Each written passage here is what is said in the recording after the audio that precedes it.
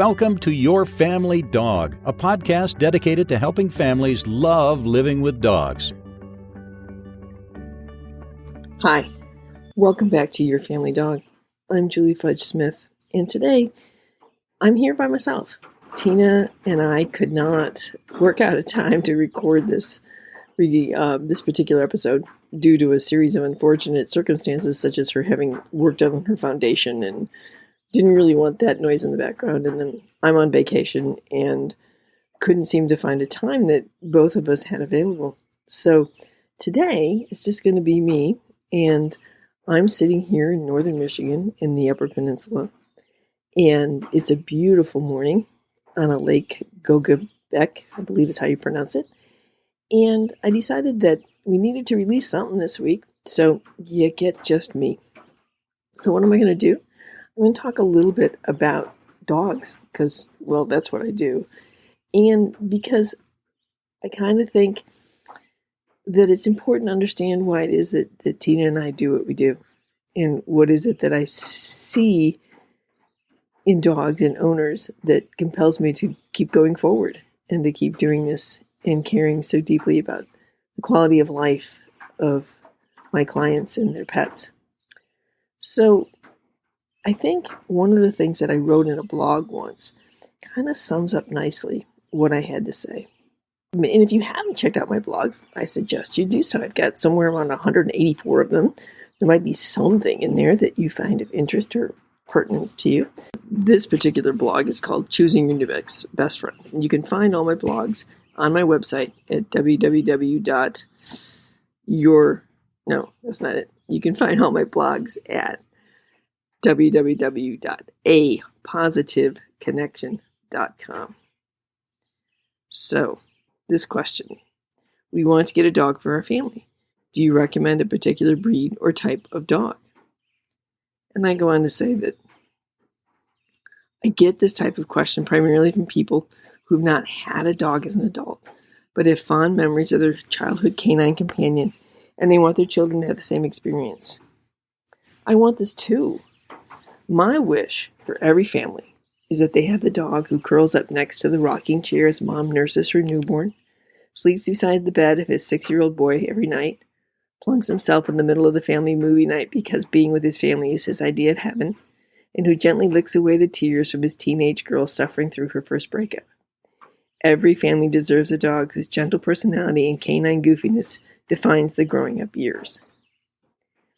So, I really do want that. I want you to have that dog who's so integral to the fabric and the fiber of your family being that you can't imagine life without him.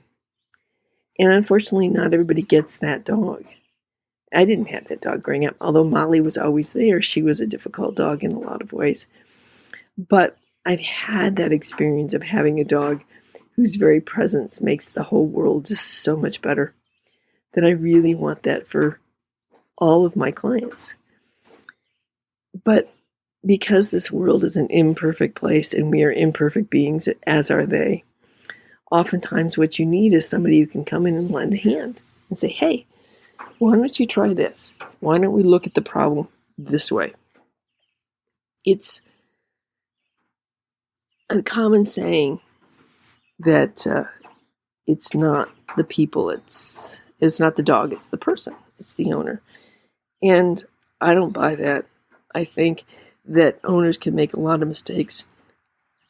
Lord knows I've made a lot of mistakes with my own dogs, and I've learned a lot about dogs from my dogs and from my 18 years of training. But I also know, too, that dogs come with their own imperfections and their own personalities. And sometimes somebody just gets a dog that's an incorrect match for their family and is not and has problems and issues due to their upbringing or whatever that makes it really difficult for that family to mesh with the dog. And we've done several on rehoming, so I suggest you go back and listen to our podcasts on those. That's not what this one's about. This is about helping you find the dog that's right for you and how it is that I see dogs and families. So when I think about my most successful clients. The ones who really make this training work and who really have the connection to the dog that is incredible. There's a couple of things that I notice about them. And the first thing is that they accept the dog they have for who their dog is. We all have expectations on life. We have expectations sometimes that are fulfilled, and we have expectations that are not. And I think sometimes we have expectations about what the dog ought to be, or we really want to recreate that experience we had as a kid, or that first dog we had. I get a lot of, we had, name your breed, a collie before, and Sparky didn't act this way. And got that, Sparky was probably a great dog. But, Spitz is too. And maybe Spitz isn't Sparky, but he's great in his own way. So I think those people who are willing to just accept the dog that they have for his wonderfulness, as well as his weaknesses and his goofiness, and the fact that he's not their last dog, those are the ones who are truly the most they're most successful. So, as a matter of fact, I have a couple of other questions that people ask me. One is why family dog training? Why don't I offer specialty classes? And putting the practical aspects aside that I do in-home training, so I don't have the equipment or the space or a facility, there's a fundamental reason why I focus on family dog trainings. All right, we're going to pause for a second as the traffic goes by. There we go.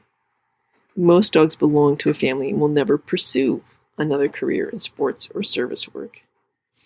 So if a dog can't function as a well-membered member of his family, he's not going to get much of a chance to further his education or to pursue extracurricular activities. So my goal is to make sure that you have a happy, well-mannered member of your family so that you both can achieve most of the expectations you may have of one another.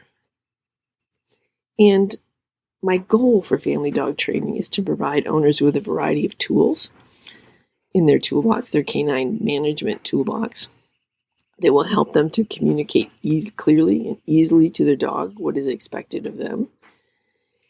And that understanding that having a well-behaved dog is so much more than just teaching the basics of sit, down, stay, and come.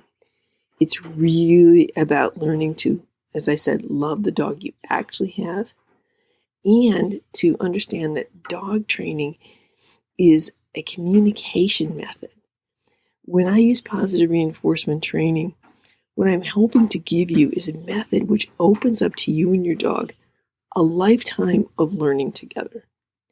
And this relationship that you're going to build with your dog that's based on clear communication and trust, that you will interact fairly with him, will do more to create a consistently well-behaved best friend than any particular training method. So what I really want to help people do is develop a means by which they can communicate clearly to their dog what it is they want, and teach them how to understand what their dog is communicating back to them. Because it's this essence of communication between the two species that's going to provide them with the experience that they long for. That experience of connection with something outside of myself, another species, another way of viewing the world that I would never experience if I couldn't have a dog.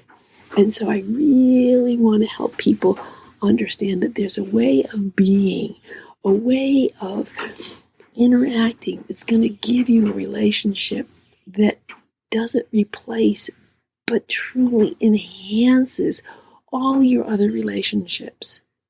Having a dog by your side who leans into you when you're feeling sad and who is eager to do whatever it is you want to do, whether it's play ball, go for a drive, hike in the woods, or watch rom-coms, that he wants to be right there, part and parcel of your life, elevates your sense of connectedness, not only to dogs, to the world, to people.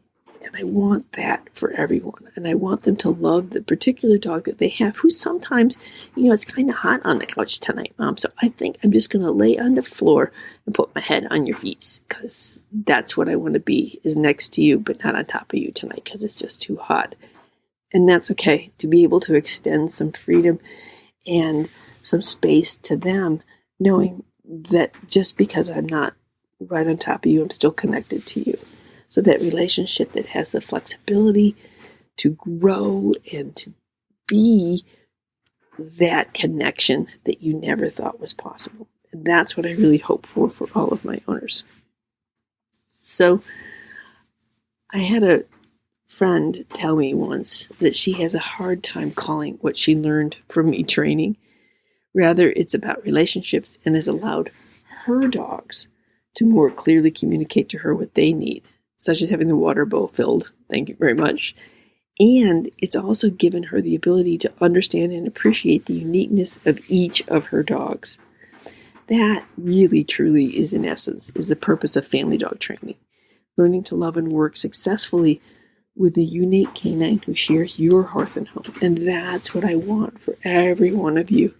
I want you to find that dog and to build that relationship that allows you to take it to the next level, to be able to communicate and be part of the canine world, and have that canine world be an integral part of yours. So it's a short episode today, it looks like it's going to be less than 15 minutes. But remember that Tina and I are here because we really care about you. We care about the relationship that you have with your dog. And what we want more than anything else for you is to have that family dog that brings such joy and compassion and excitement and goofiness to your years with him and to your family. So with that in mind, thanks so much for listening to Your Family Dog. We're very grateful for your listening. We're grateful for your loyalty, and we hope that we can continue to provide for you good quality content. And if you like us, let us know. Until then, go out and have a fabulous day with your dog, and give him a treat from Tina and me. Thanks. Thanks for listening to Your Family Dog. Got questions? Interesting ideas? Visit www.yourfamilydogpodcast.com to share your thoughts.